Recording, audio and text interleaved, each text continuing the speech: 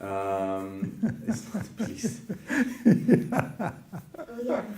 It's more information than I need, actually. Exactly. I don't really need to know.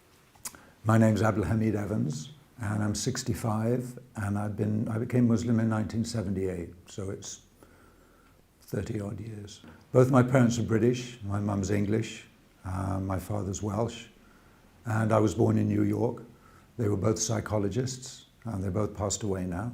And they were both psychologists, and they moved to New York just before I was born. So I initially grew up there, and then came back to the UK because they wanted me to have a British education. You know, they were both psychologists. I didn't really have a religious upbringing. When I was around 10 or 11, and I was at boarding school, I became quite kind of fervent about being a Christian. We'd sing hymns in the choir, and we had church service every day at boarding school, and I kind of got into the idea of Jesus and God. And I guess that sort of lasted until puberty, really, when other interests took over. And I think I really basically lost interest in religion after that point, and really through to the time I left school. Maybe, I might go to church maybe once a year. You go at Christmas, midnight mass, and, after you've had a drink or two, and then you go to church. But I wouldn't say that I really was religious as a young man. Well, I left school in 1967, didn't want to go to university, I wanted to travel. And I really got into the kind of hippie lifestyle around that time.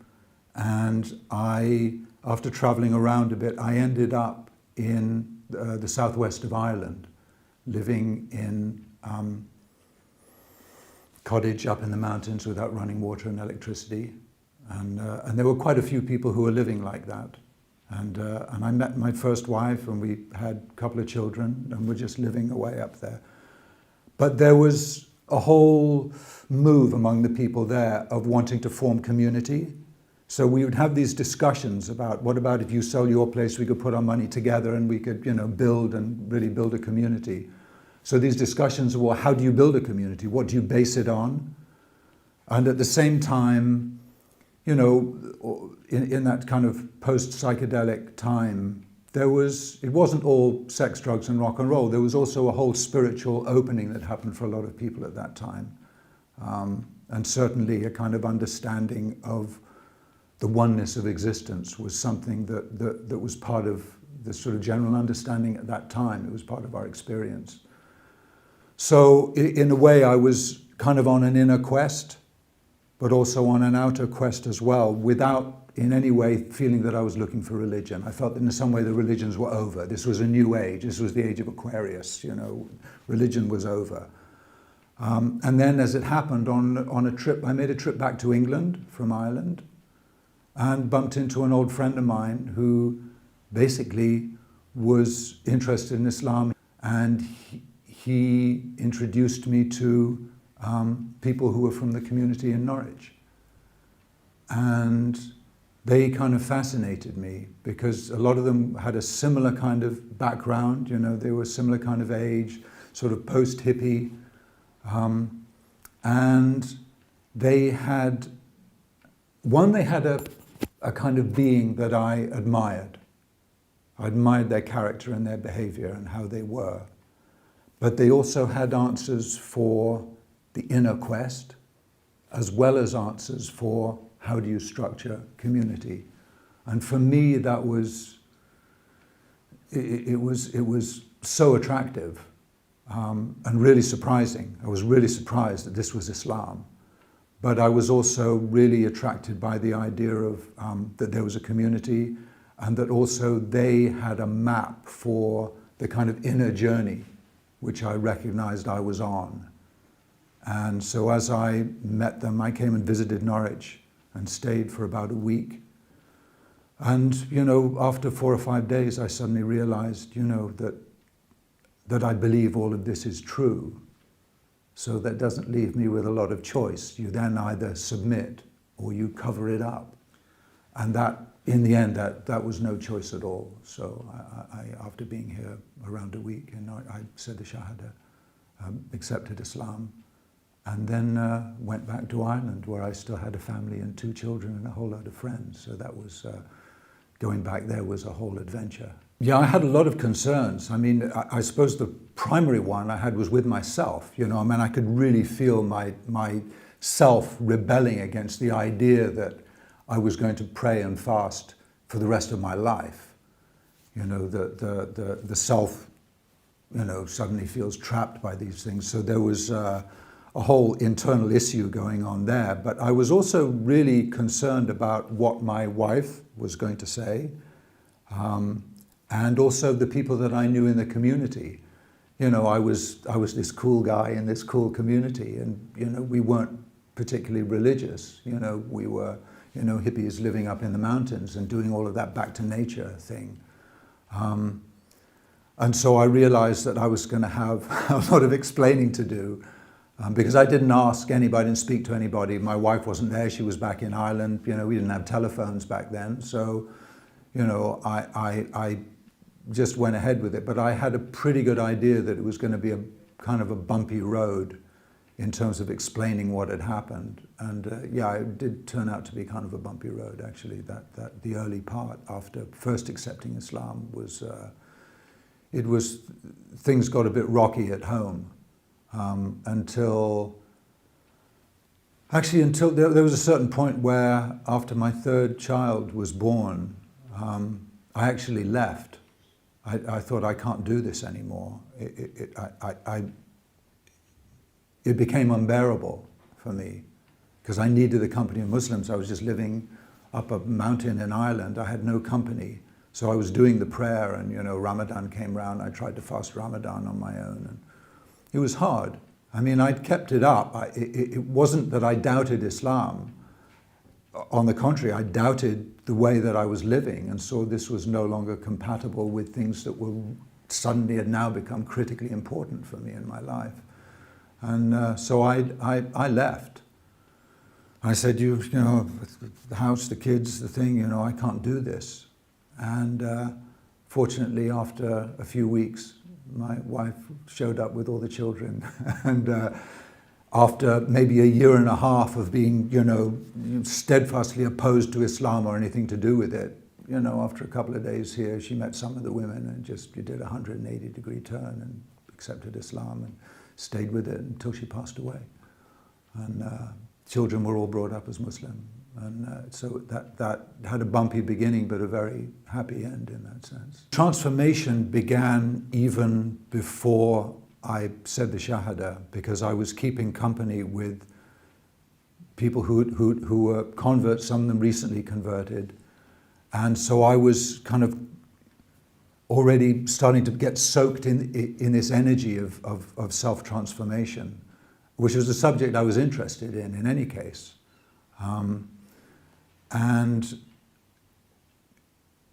when I said the Shahada, when I made the Shahada, it was such an overwhelming sense of relief that was quite unexpected. I mean, I must have wept for, it felt like an hour.